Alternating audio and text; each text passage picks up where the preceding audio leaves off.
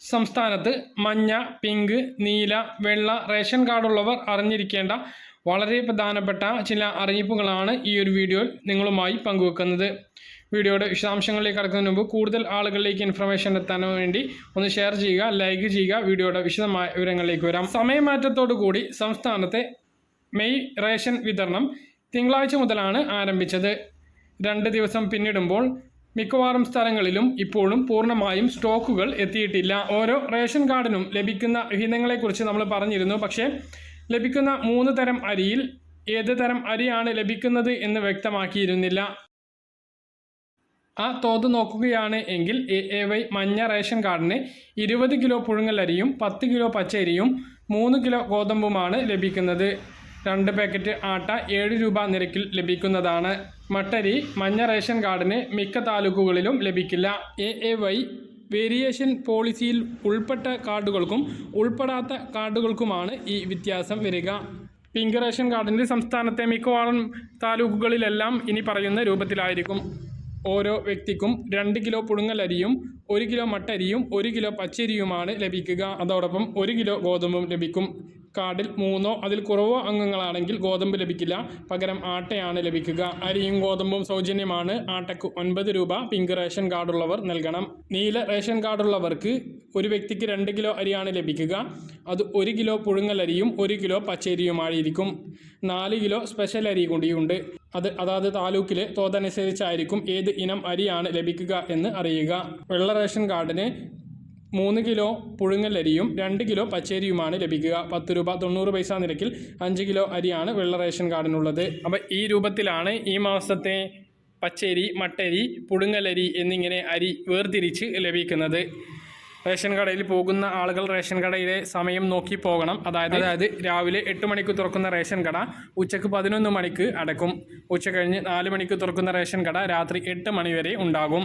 Ration കാർഡുള്ളവരെല്ലാം അറിഞ്ഞിരിക്കേണ്ട മറ്റൊരു പ്രധാനപ്പെട്ട അറിയിപ്പ് കഴിഞ്ഞ ദിവസം നിങ്ങളെ അറിയിച്ചതാണ്. അതായത് റേഷൻ കാർഡ് അംഗങ്ങളുടെ വിവരങ്ങൾ കേന്ദ്രീകൃതമായി സൂക്ഷിക്കുന്നതിന് പുറമെ താഴെ തട്ടിൽ വരെ വിതരണം പൂർണ്ണമായും കേന്ദ്രം നിരീക്ഷിക്കുകയും ചെയ്യുന്ന കേന്ദ്ര സർക്കാരിന്റെ സ്മാർട്ട് PDS പദ്ധതി നടപ്പിലാക്കാൻ കേരളവും തീരുമാനിച്ചു.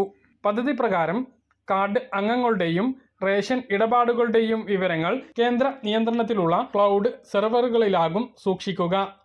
നിലവിൽ കേരളം ഉൾപ്പെടെ വിവിധ സംസ്ഥാനങ്ങളിൽ ഇവ സ്വന്തമായി സൂക്ഷിക്കുന്ന രീതിയാണ്. പദ്ധതി വന്നതോടെ മുൻഗണന കാർഡുകൾ അനുവദിക്കാനും വിവിധ അപേക്ഷകൾ തീർപ്പാക്കാനും സംസ്ഥാനത്തിനുള്ള അധികാരം പരിമിതമാകും. അതിഥി തൊഴിലാളികളുടെ ഭക്ഷ്യഭദ്രത ലക്ഷ്യമാക്കി ഇവർക്ക് കേരളത്തിൽ മുൻഗണന കാർഡുകൾ അനുവദിക്കണം എന്ന നിർദ്ദേശവും പദ്ധതിയുടെ ഭാഗമാണ്. ഇത് സംസ്ഥാനങ്ങൾക്ക് പുറമെ ഏത് സംസ്ഥാനക്കാർക്കും ഇതര സംസ്ഥാനങ്ങളിൽ നിന്നും പോർട്ടബിലിറ്റി സംവിധാനത്തിലൂടെ റേഷൻ നൽകുന്ന നിലവിലെ സംവിധാനത്തിന് പുറമെ അതിഥി തൊഴിലാളികൾക്ക് കൂടുതൽ പ്രയോജനം ലഭിക്കുന്നതാണ് ഈ പദ്ധതി. Scheme for modernisation and reforms through technology in public distribution system, അതായത് സ്മാർട്ട് PDS സംബന്ധിച്ച കേന്ദ്ര സർക്കാരുമായി ധാരണാപത്രം ഒപ്പിടാൻ സംസ്ഥാന മന്ത്രിസഭാ യോഗം കഴിഞ്ഞ ദിവസം തീരുമാനിച്ചു. ഇതിനുവേണ്ടി ഭക്ഷ്യ പൊതുവിതരണ വകുപ്പിന് അനുമതി നൽകിയിട്ടുണ്ട്. പദ്ധതിയുടെ കേരളത്തിലെ നോഡൽ ഏജൻസി ഭക്ഷ്യവകുപ്പാണ്. തെരഞ്ഞെടുപ്പിന് മുമ്പ് തന്നെ പദ്ധതി മന്ത്രിസഭാ യോഗം പരിഗണിച്ചിരുന്നു എങ്കിലും രാഷ്ട്രീയ കാരണങ്ങളാൽ തീരുമാനം നീട്ടിവെക്കുകയായിരുന്നു. 2023 ആരംഭിച്ച പദ്ധതി BJP ഭരിക്കുന്ന മിക്ക സംസ്ഥാനങ്ങളിലും നേരത്തെ തന്നെ നടപ്പിലാക്കിയിട്ടുണ്ട്. ഒരു രാജ്യം ഒരു റേഷൻ കാർഡ് എന്ന പദ്ധതി വിപുലീകരിച്ചാണ് 3 വർഷം കൊണ്ട് നടപ്പിലാക്കാൻ ഉദ്ദേശിക്കുന്ന സ്മാർട്ട് PDS. നേരത്തെ കേന്ദ്രം നടപ്പിലാക്കിയ സംയോജിത മാനേജ്മെന്റ് പൊതുവിതരണ സംവിധാനം അഥവാ IMPDS എന്ന പദ്ധതി വിപുലീകരിച്ചതാണിത്. 5 കോടിയിൽ പരം രൂപ ചെലവ് വരുന്ന പദ്ധതിയുടെ ചെലവ് 60% കേന്ദ്രവിഹിതവും 40% സംസ്ഥാന വിഹിതവുമാണ്.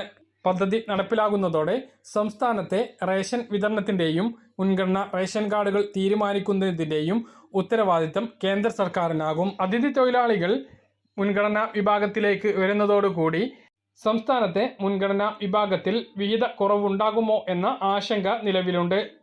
ഈ ഒരു രീതിയിലേക്കുള്ള മാറ്റത്തെക്കുറിച്ച് നിങ്ങളുടെ അഭിപ്രായങ്ങൾ താഴെ കമൻ്റായി ഒന്ന് രേഖപ്പെടുത്തുക.